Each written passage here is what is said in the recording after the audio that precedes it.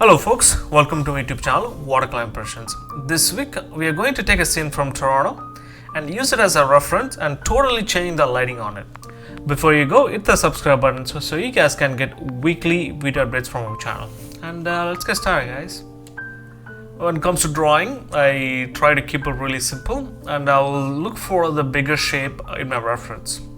So if you see, the bigger shape would be the sky, and the second bigger shape would be the water, and the third bigger shape would be the foreground. But I'll start with the background so that it also helps me to align my shapes wherever I want it. And you can see in a reference, the mood is totally, it's in the evening scene, but there's a lot of light coming through. But I'm going to change it into a really hazy, warmish color in my painting. And you can see I'm also making sure my drawing is super light. I am not drawing anything darker. And there is also a figure in the foreground, which also helps to show the scale of the entire painting as well. And I'm also going to add a couple of boats in the foreground and a couple of Canadian goose, just to show that there is something happening in the foreground.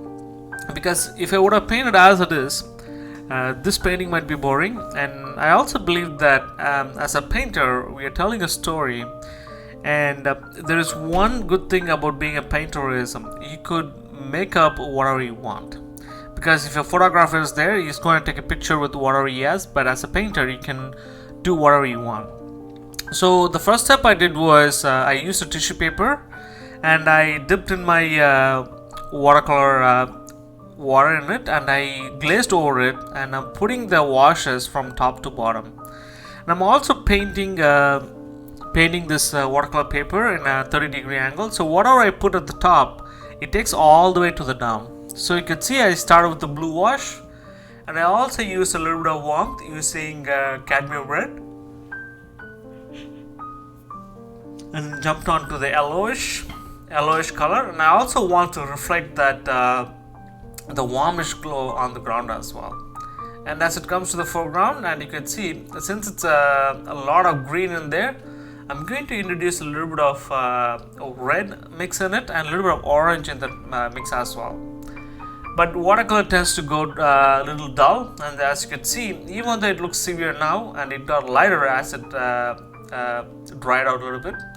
So I'll start with the first bigger shape. The first bigger shape is the windmill. I want to make sure that I'll capture it, and even though it was like that, I want one of the windmill attaching close to the mid part, but I changed it in such a way that it gives a little bit of compression element.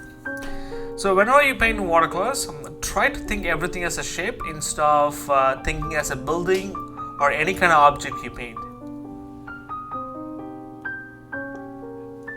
I'm also making sure to combine each and every shape into one single shape.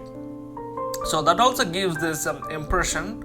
It also helps you to think everything as a shape, and it also helps to simplify the whole painting in a simpler shape. If I were to sit and painted every leaves and everything, the painting would have took forever to do it, and might as well took a picture and do with it. And you can see I'm also trying to capture the essence. I also fixed one other thing in my reference as well as in my painting is I made the shape a little bit wider. So I also want to show a lot of the windmill and the reflections on the water as well. And you can see in a couple of seconds I zapped that trees as well as the building in the distance in a matter of seconds. I'm also thinking everything as a shape, so it also made my life easier to paint that as well. And I'm also adding a little bit of darker pigments at the bottom, and I'm also adding a little bit of white bits here and there to break up this dower of darkness in there, and it also helps to kill that monotonous of values in there as well. And I'm also trying to add some loose edges on the top of the trees and showing that there's a lot of trees in there. So this is the platform, and there's also something attached to it.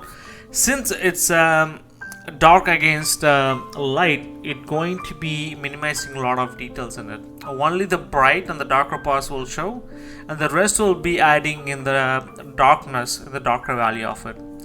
and the shape doesn't read that well because we haven't added the reflection yet. As soon as we add the reflections, everything will come alive. So I'm going to start the figure.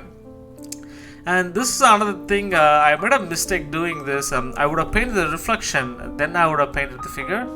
Because if I paint a reflection now, I have to go over this figure. So I would have done it, but the next time when I do it, I will make sure that I do that. So these are the things, when you paint in watercolors, you have to plan it in such a way that you have to do it before then adding something else. So even this boat, I would have left it as it is, but I want to capture whatever it is there, so I'm also adding that as well.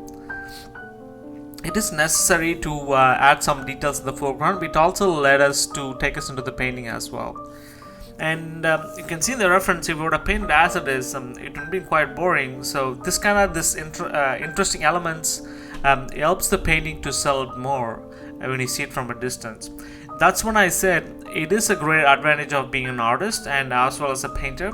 You can come up with your own painting and you can change a lot of stuff in your painting than a photographer, because if it's a photograph, you have to capture whatever it's in front or what are the elements you want to see, or you have to wait till a person walking with a dog. So as a painter, you can add details from other references into your painting as well. And that's why I enjoy painting more than taking photos, and that also helps me a lot to visualize my painting and coming up with my own vision in my painting as well. And you can see there's also a dark boat, and I'm also adding that a little bit darker because there's not that many light coming through from the left hand side. And there's also a life buoy. I'm also adding that as well. I'm pre-wetting the paper in the foreground to get a softer shadows. It happens in the reality as well. The things in foregrounds get this blurry shadows, so I want to add that as well. And I also want to create the shadow in such a way that there is slope in it as well. And I'm also adding the shadows for the figure as well as for the dog. As soon as we added that, it kind of showed that there's lighting happening in our... Now the reflection is the easy part. For some reason my file got corrupted when I painted the reflections. So the reflection, it's the easiest thing you can paint in watercolor. So what I did is I pre-wet the paper by using clean water, and I put a darker tone using burnt amber and a little bit of French ultramarine blue in it. And since the water is wet, and I also made sure that when I painted the reflection, it's mirroring whatever it's on the midground. For example, I also mirrored the dome as well as the windmill on the water. So it also gives this hazy reflection, and if you want to exactly know what I did, you can also refer this video I showed how to paint a pond in my YouTube tutorial as well. So once I finished it, you can see these are the finishing touches I add, and I'm also using some adding some Canadian goose. And in the reference there is one, but I thought like I will add a lot of things in the foreground, and it also helps to bring us into the painting. And I'm also adding the reflections for the board as well, and I'm also making sure it's a soft reflection. And I'm also adding a couple of birds here and there, and that also helps to create this floaty feeling in the sky as well. So now it's your turn, and take some references of your own, or take my references, and pick a painting or pick a lighting, what you like, or atmosphere or mood, and try to capture that mood into this reference. And I also tape my paintings to see how my painting gonna look like. And now it's your turn, and let's see what you can come up with. Thanks again for watching this changing lighting painting tutorial. Please feel free to share your thoughts on this video in the comment section below. If you have any other topics related to watercolors that you would like me to cover, please reach out to me at watercolorimpressions@gmail.com or leave a comment down below. Don't forget to give this video a thumbs up and subscribe to our channel for weekly uploads. And share with your fellow artists, friends and family. And good luck with your painting, folks.